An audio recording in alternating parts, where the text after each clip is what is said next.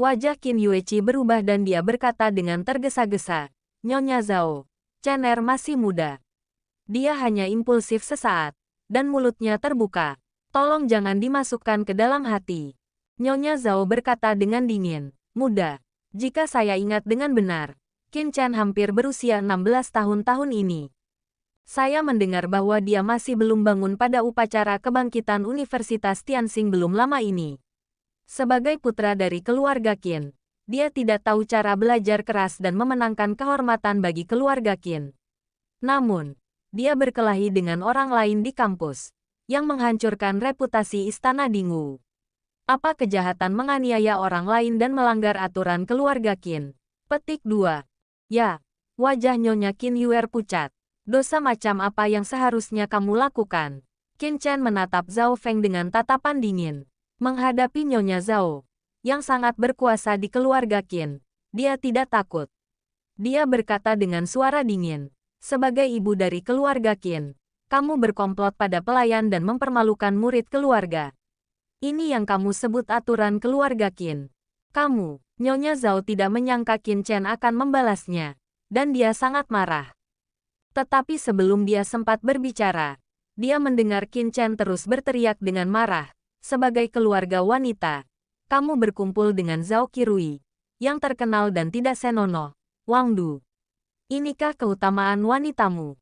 Zhao Qirui, yang telah menonton pertunjukan yang bagus, sedang menatap Qin Yueqi dengan mata tiba-tiba tertahan dan wajahnya memerah. "Binatang kecil ini, bagaimana cara memarahiku?" Zhao Qirui berkata dengan marah di dalam hatinya. "Kamu," Nyonya Zhao menunjuk ke arah Qin Chen dan sangat marah hingga jepit rambutnya bergetar.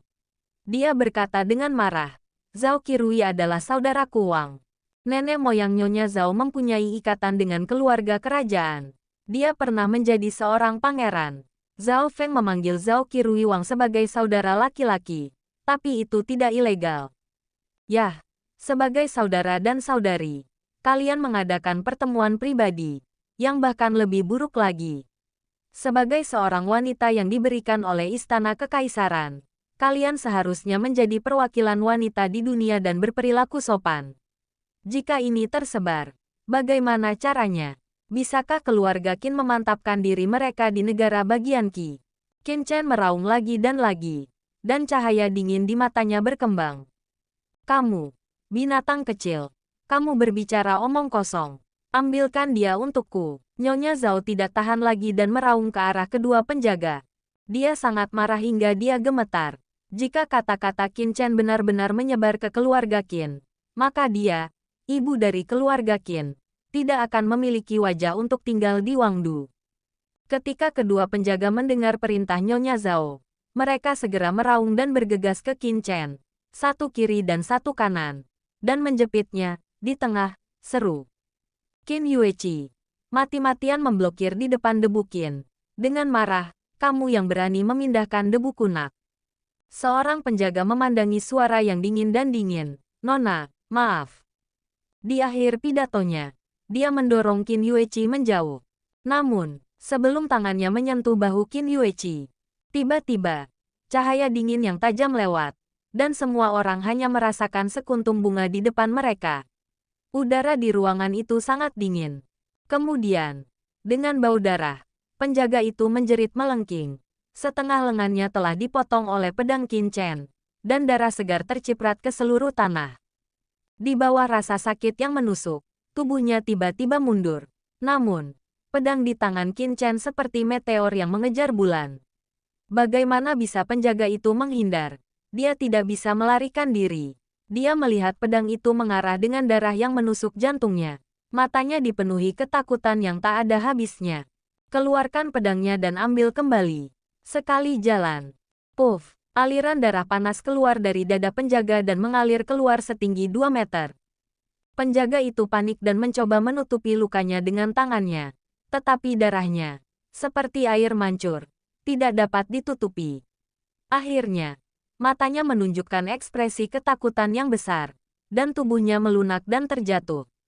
"Aku bilang siapapun yang berani menyentuh ibuku akan mati," kata demi kata Qin Chen. Dia memegang pedang panjang, seperti dewa kematian. Dia bahkan tidak melihat ke arah penjaga yang terjatuh itu.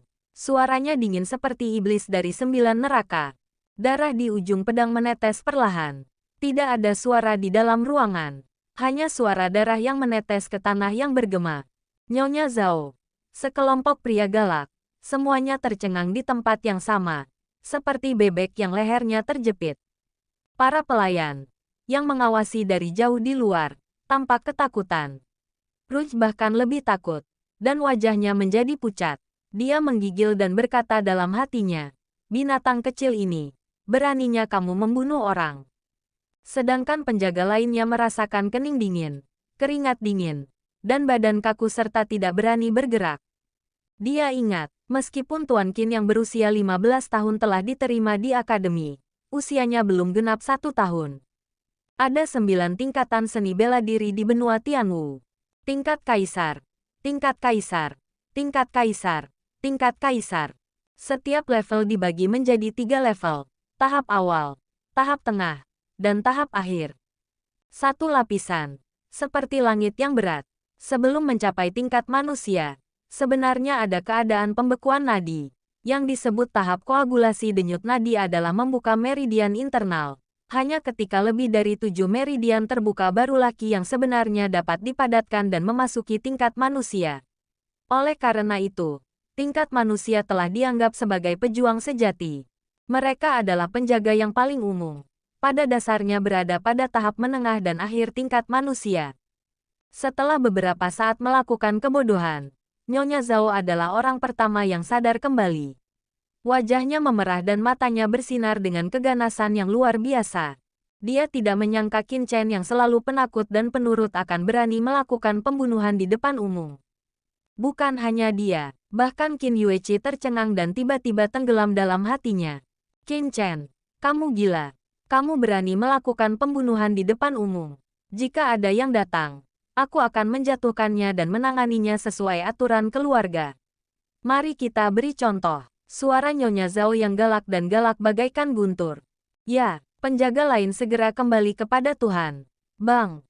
Pedang di pinggangnya dicabut olehnya. Dan matanya menatap Qin Chen seperti serigala. Dan dia menerkamnya dengan ganas. Saya melihat kakinya di tanah dengan langkah tiba-tiba dan menangis. Tubuhnya seperti citah. Dan pedang di tangannya berubah menjadi cahaya dingin. Dan dia memotong lengan Qin Chen. Pisaunya hanyalah salah satu teknik pedang naga terbang, paling terkenal dari keluarga Qin, yang disebut naga beracun meludahkan pesan. Di negeri Tianwu, tingkatan seni bela diri dibagi menjadi 4 tingkatan dari tinggi ke rendah, Tian, Di, Xuan dan Huang. Setiap ordo yang setara dibagi menjadi tingkat atas, menengah dan bawah, yang dibagi menjadi 4 ordo dan 12 tingkatan. Meskipun teknik pedang naga terbang hanyalah teknik pedang kuning, namun teknik ini lebih tinggi dari tingkat kuning. Di antara mereka, naga beracun mengeluarkan pesan yang paling berbahaya. Pisau perang itu seperti naga beracun yang mengeluarkan kabut beracun untuk berburu. Itu kejam dan sangat kejam. Dia bahkan memutuskan untuk membuat lubang di tangan Qin Chen untuk memberi nafas pada saudaranya yang sudah meninggal. Bagaimanapun, perintah itu diberikan oleh Nyonya Zhao. Selama Anda tidak membunuh Qin Chen, Anda akan dihukum paling banyak.